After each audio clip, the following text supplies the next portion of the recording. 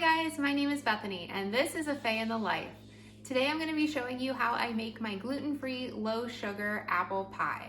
We're getting ready for Thanksgiving in our house and I've already made the pie crust. You can check out that video by clicking the I up above, and I'll also have it linked in the description below. This apple pie is super easy to make and it actually comes together fairly quickly.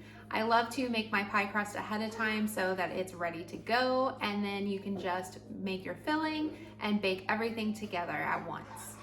There's no need to pre-bake your crust like you would with a pumpkin pie, so this one comes together a little more quickly. You can always make your pie crust the same time that you're making the filling, but since I made my crust ahead of time, I did pull it out last night to let it thaw overnight in the fridge, and now we are going to make our filling, fill the pie, and bake it all together. Here's what I'm going to use today. A gluten-free pie crust, 2 to 3 Ambrosia apples, 1 Granny Smith apple, half a cup of brown sugar substitute, 1 tablespoon of cornstarch, and 1 tablespoon of apple pie spice. You'll also need a couple tablespoons of water. I have the oven preheating to 425. I washed and dried my apples and now I am just going to chop those up. They don't have to be uniform, but I do like to cube my apples just because it does help them cook a little more evenly when I'm making the filling. And then you also don't get a giant chunk of apple when you bite into your pie.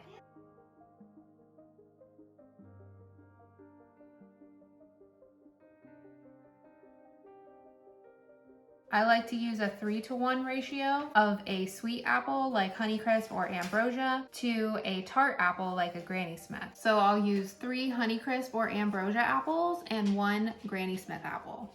The flavor of the Granny Smith apple helps balance out with the sweetness of the other apples, so I always like to include one in my pie.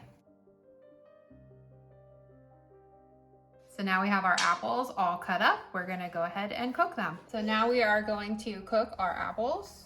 I'll just put those into a medium saucepan.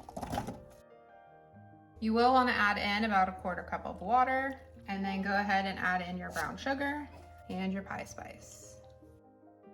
Go ahead and mix everything up as best as you can. You will be stirring this frequently just because the apples will soften and cook down. But for now, that looks good, so we're gonna keep it on medium heat and just get them to soften up. This is also a great method if you wanted to make stewed apples so that you could put them in overnight oats or regular oatmeal. You can also use the apples just with a little bit of ice cream and have a crustless apple pie.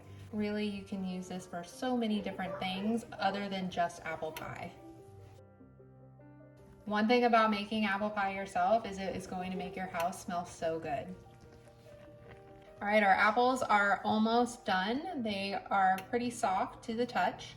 So I'm gonna go ahead and whisk up a couple tablespoons of water with our tablespoon of cornstarch.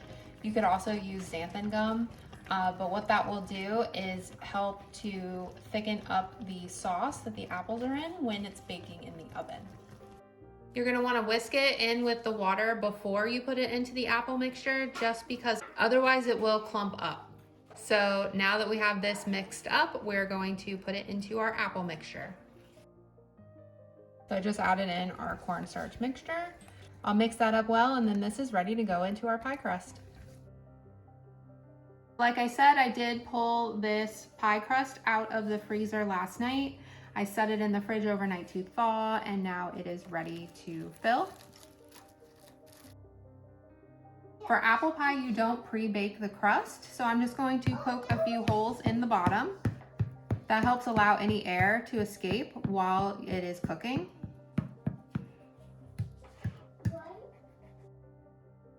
And now I do have our apple mixture that we just cooked on the stove, so I'm going to go ahead and add that in now.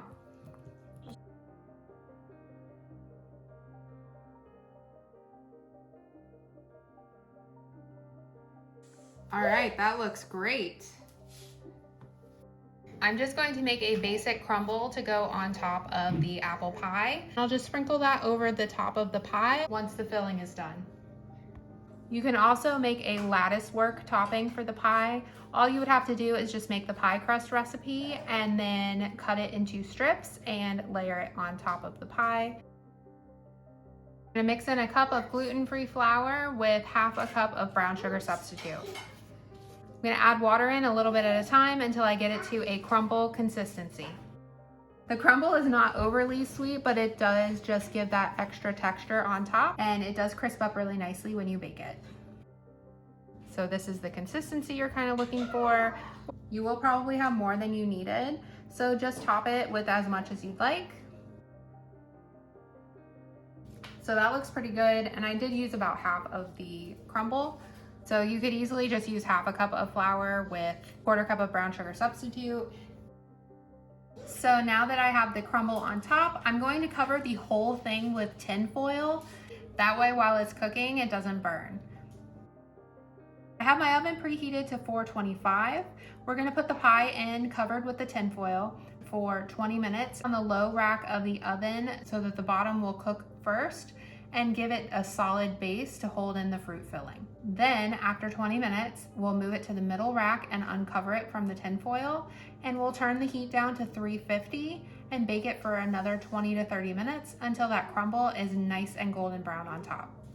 I hope you enjoyed this video today, and maybe now you feel inspired to make your own apple pie. Make sure that you comment down below and let me know what you thought, or if you've tried this recipe for yourself. If you like this video, please give it a thumbs up and make sure you subscribe to my channel. I do put out new videos every week, and you can also check out my pumpkin pie video that I have linked below, or you can click the eye up above. As always, thanks for stopping by and hanging out with me today. I hope to see you guys again soon. Bye!